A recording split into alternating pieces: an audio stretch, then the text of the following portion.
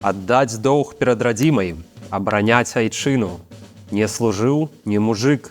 Такімі фразамі часта заклікаюць да маральнага абавязку маладых хлопцаў па ўсім свеце і асабліва на постсавецкай прасторы. С нами это время пролетит незаметно. Вооруженные силы Республики Беларусь. Пры гэтым, чаму знянацку я вінен аддаваць сваё жыццё калектыўнай дзяржаве, тлумачыцца альбо маім жа дабрабытам, маўляў, ты прэвентыўна абараняеш свой нармальны лад жыцця, альбо проста самім фактам наяўнасці грамадзянства, якое я, дарэчы, ніколі не абіраў. І нават, калі вам пашанцавала не сустракаць гэтае меркаванне ў бліжэйшым атачэнні, яно не толькі з'яўляецца вельмі распаўсюджаным, але і задае накірунак шматлікім дзяржавам разглядаць мясцовае насельніцтва як мяса. У сённяшнім відэа мы абмяркуем сацыяльна-эканамічную мэтазгоднасць тэрміновай службы, а таксама падзелімся альтэрнатыўнымі варыянтамі арганізацыі нацыянальнага войска і паспрабуем даказаць, што ніякага доўга перад дзяржавай на самой справе не існуе.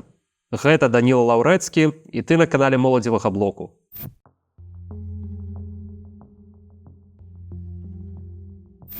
Пачнем з апошняга. Калі гаворка заходзіць пра адносіны чалавек-дзяржава, у нас чамусьці прынята апеляваць не да правоў і абавязкаў, а да абстрактнага паняцця доўгу. Але пра які доўг мы ўвогуле гаворам? Вы можаце адчуваць маральны доўг у адносінах да сям'і, сяброў, людзей навокал і самога сябе. Паняцце доўгу перад дзяржавай, ці нават не дзяржавай, а радзімай, вельмі небяспечная оптыка, таму што яна падмяняе ўласныя маральна-этычныя прынцыпы чалавека на усталяваныя да яго і без яго ўдзелу. Ключавымі прынцыпамі доўгу з'яўляюцца добраахвотнасць і пэўнасць аб'ёму абавязацельстваў. Добраахвотна ідуць у войска кантрактнікі і тыя, хто, напрыклад, у выпадку вайны вырашылі, што абараняць краіну іх абавязак і іх жаданне, але дакладна не прызваныя на тэрміновую службу. Аб'ём так званых абавязацельстваў у Канстытуцыі Беларусі ўвогуле ніяк не прапісаны. Абавязак абараняць радзіму. У прызыўнікоў няма магчымасці вызначыць і паўплываць на аб'ём гэтых абавязацельстваў і адказнасці, якую яны сапраўды гатовы ўзяць на сябе. Ніякіх прамежкавых рубяжоў няма. І калі ў мірны час абавязак абмяжоўваецца годам-двумя тэрміновай службы, то у ваенны абавязак прыняць верагоднасць таго, што за краіну вы аддадзіце сваё жыццё. А з беларускім рэжымам нават не факт, што вы аддадзіце яго за беларускі народ і свае свабоды, а не за геапалітычныя амбіцыі дыктатараў ці чужых рэжымаў.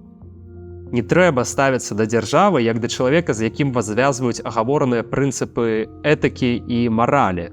Дзяржава – гэта ў першую чаргу наёмны функцыянер, які павінен служыць інтарэсам грамадзяніна.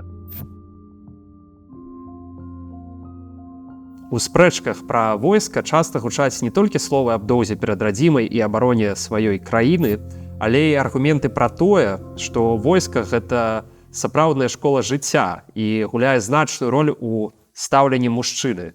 Але калі мы паглядзім на сацыялагічныя ці, напрыклад, вулічныя пытанні, убачым, што пра гэта часцей гавораць прадстаўнікі старэйшага пакалення. Возмужает парень, когда приходит, у него большая какая-то ответственность. Я считаю, что обязательно должна служить. Здоровее будет. Ага. А то что сейчас саморучка сидит, только на клавише там нажимает.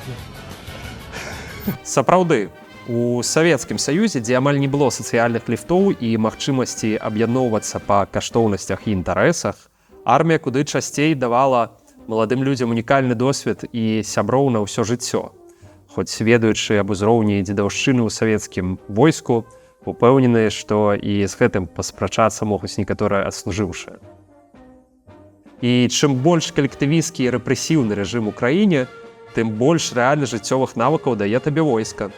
Ну, напрыклад, рабіць, што скажуць без пытанняў, татальна прытрымлівацца інструкцыі, падпарадкоўвацца іерархіі і выконваць абсалютна бессэнсоўную працу. Дело не в умении, не в желании и вообще ни в чем. Дело в самом пришивании подворотничка. Пагодзімся, што ў сучасным свеце чалавеку важныя некалькі іншыя навыкі. І хутчэй за ўсё універсітэт, уласная справа ці удзел у грамадскіх арганізацыях могуць больш эфектыўна здабыць сацыяльныя і інтэлектуальныя навыкі, чым служба ў гэтым самым войску. Ды і самі адслужыўшы ў беларускім войску не хаваюць, што асноўныя скілы, якія яны набылі, гэта не ўменне страляць са зброі, а імгненная запраўка ложку з канцікам і кашэнне травы лапатай. Датычна аргумента пра стаўленне мужчыны і маскуліннасці ў арміі ўвогуле. Чалавеканенавісткая кампанента і сама ідэалогія іерархічнага войска хутчэй наадварот забівае некаторыя традыцыйна мускулінныя рысы. Самастойнасць, адказнасць, рашучасць. Нярэдкія выпадкі, калі мужчыны пад прыгнётам сістэмы ламаюцца і страчваюць сваю хватку. Яны вучацца быць стадам, але ніяк не самастойнымі і моцнымі, і гэта у некаторых выпадках прыводзіць і да самагубстваў. На індывідуальным узроўні спрачацца з тэйкамі аб сапраўдных мужчынах і школе жыцця насамрэч не так складана. Калі камусьці падаецца, што для яго гэты досвед будзе карысным, заўсёды можна пайсці служыць па кантракце і атрымаць неабходныя навыкі добраахвотна і з заробкам. А тыя, хто не лічыць гэты досвед карысным ці важным для свайго жыцця, зоймуцца тым, што лічыць прыярытэтным для сябе. Але размова пра калектыўнае грамадскае дабро мае свае нюансы. А што, калі вайна? І свабоды і жыцця грамадзянаў залежаць ад баяздольнасці і памеру войска. Тут давайте разбярэм два важныя аспекты – ідэйны і практычны. З ідэйнага пункту гледжання воінскі абавязак, канешне ж, з'яўляецца інструментам прымусу і абмежавання правоў чалавека.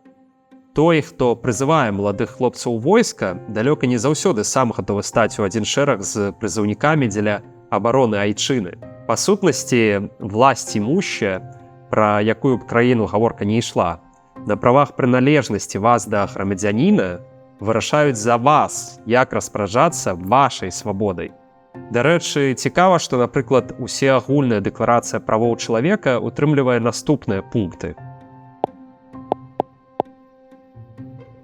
І прымусовая служба ў войску чамусьці ніколі не разглядаецца як парушэнне правоў і свабодаў чалавека. Ну, як скажаце. Пра ААН і яе ролю ва ўсім тым піздзіцэ, які зараз адбываецца ў свеце, мы яшчэ пагаворам, але ў наступным відэа. Дык вось, у свабодным грамадстве ніводны чалавек не абавязаны ставіць грамадскі інтарэс вышэй за ўласны. Гэтаксама, як і ніхто не можа прымусіць жанчын нараджаць, нават нягледзячы на дрэнную дэмаграфічную сітуацыю, ці адпраўляць беспрацоўных месці вуліцы і батрачыць на заводах. Абарона сваёй зямлі мусіць быць у першую чаргу здаровым інтарэсам законных уладальнікаў гэтай самай зямлі. Прычым не толькі ў літаральным сэнсе. Глядзіце народны край як на тэрыторыю, дзе вы валодаеце найбольшай паўнатой правоў. Як на месца, дзе вы правялі дзяцінства, мелі вашы лепшыя і горшыя моманты, першае каханне і сапраўднае сяброўства. І калі камусьці на ўсё гэта ўсё роўна, гэта таксама нармальна. Гэта яго ці яе выбар.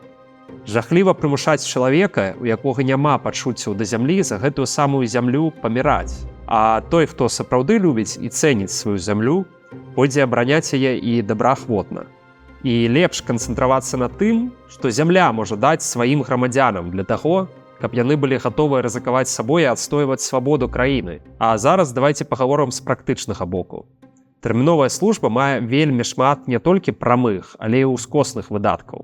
Ва ўсялякім выпадку сістэма масавага прызыву, якая захоўваецца на постсавецкай прасторы, нясе значную эканамічную і сацыяльную шкоду гэтым самым краінам.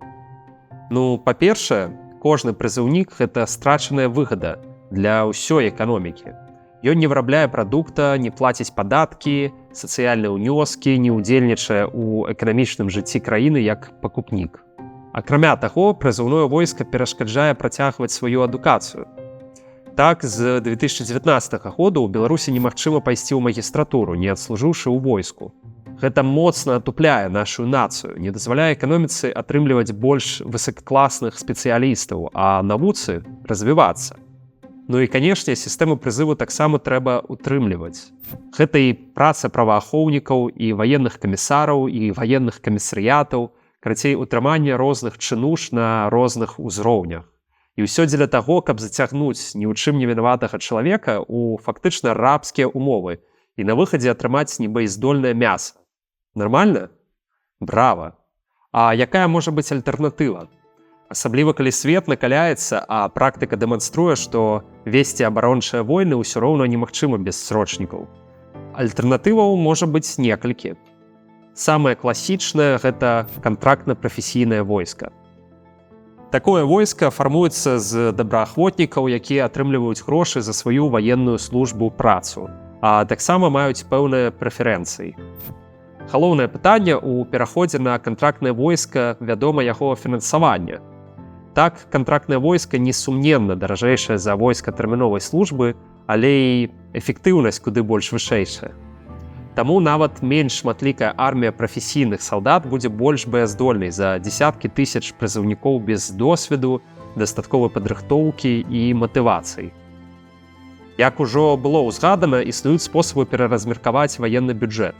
Па-першае, перанакіраваць грошы, якія вытрачаюцца на прызыў і вышукванне ўхілістаў, а таксама на ўтрыманне салдатаў тэрміновага войску, на заробкі і рэкрутынг кантрактнікаў. Па-другое, інвеставаць з ваеннага бюджэту ў сферу тэхналогій, пашырыць ваенныя кафедры ў тэхнічных каледжах і універсітэтах. У 21 стагоддзі тэхніка на вайне займае ўсё больш ключавую ролю, а тое, што роботы заменяць людзей на фронце, больш не здаецца чымсьці з вобласці фантастыкі. Па-трэцяе, можна ўвесці магчымасць легальна адкасіць. Гэта калі ты можаш заплаціць грошы за тое, каб атрымаць ваенны білет. Такую практыку выкарыстоўваюць, напрыклад, у Турцыі, Грузіі і Кыргызстане. У апошняй заплаціць трэба ад 300 да 600 даляраў у залежнасці ад таго, ці будзе мужчына праходзіць альтэрнатыўную службу. І ў минулым годзе такія зборы прынеслі ў ваенны бюджэт Кыргызстана аж 12 мільёнаў даляраў. Гэта, здаецца, не так шмат, але гэта каля 10% ад сумарнага абарончага бюджэту краіны. Калі кантрактна-прафесійнае войска арганізаваць немагчыма, ўсё роўна існуюць варыянты, як пазбавіцца ад антыгуманнай практыкі прымусовага войску. Напрыклад, поўная ці частковая легалізацыя зброі і добраахвотная грамадзянская адукацыя па тэме абароны сябе, сваіх блізкіх і сваёй зямлі.